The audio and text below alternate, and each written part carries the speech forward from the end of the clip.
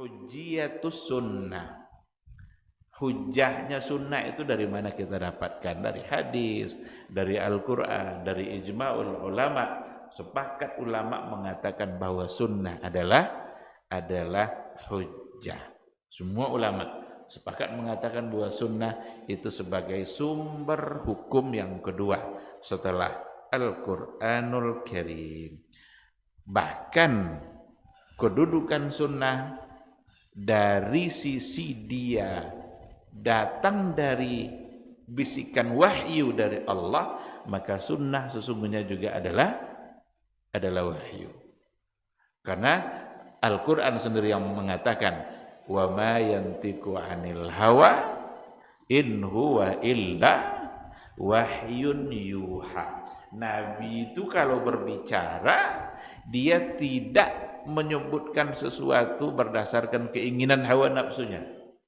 In huwa illa wahyun yuha. Yang diucapkannya adalah wahyu yang dibisikkan kepada dia. Berarti sunnah sendiri sesungguhnya kedudukannya wahyu dari segi tasyri'nya.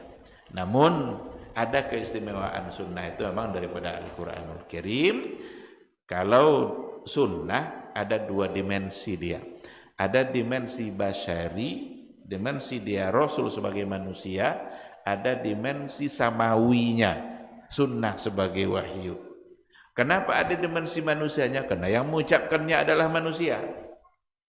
Disinilah nanti kesalahan orang-orang liberal yang memandang sunnah lebih banyak dari sisi basyarinya. Sementara ulama-ulama salaf memandang apa yang datang dari Nabi dari sisi yuha ilayya. Kan ada ayat innama ana basyarun mithlukum. Sesungguhnya saya adalah basyarun mithlukum, manusia sama seperti kalian. Orang-orang liberal memegang ini nih. Oh, kalau begitu yang datang dari Nabi ya dia sebagai manusia. Banyak sekali hukum-hukum yang datang dari Nabi tidak dianggapnya sebagai sebuah sunnah, tapi hanya karena kebiasaan orang Arab.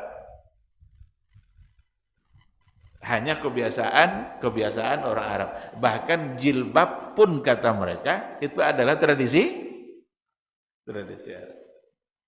Karena mereka menempatkan apa yang datang dari Nabi itu dari sisi basyariahnya saja. Padahal yang harus dikedepankan ujung ayat itu. Innama ana apa tadi ayatnya? Innama ana basyarun mithlukum yuha ilayya.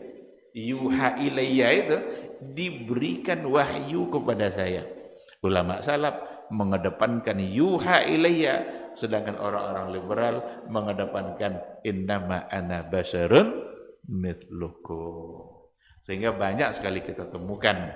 Ada beberapa contoh yang saya sebutkan di dalam ketika bicara tentang kelompok liberal, bagaimana mereka menempatkan hukum-hukum tidak dipandang dari sisi hukum sunnahnya, tapi dipandang dari sisi kemanusiaan yang ada pada Rasulullah Sallallahu Alaihi Wasallam. Kita tidak menafikan adanya itu, tetapi yang dominan yang datang dari Nabi adalah tasyri'.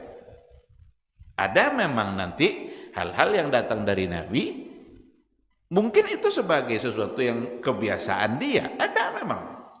Tetapi tidak itu yang mendominasi.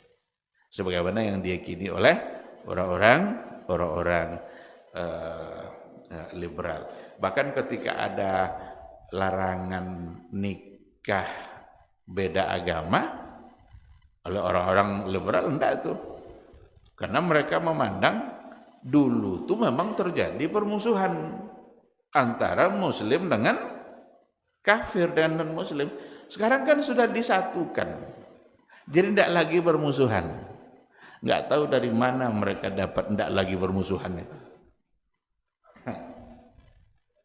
Dan itu kan dalam analisa mereka yang sangat dangkal, sehingga dianggapnya hukum itu tidak lagi berlaku.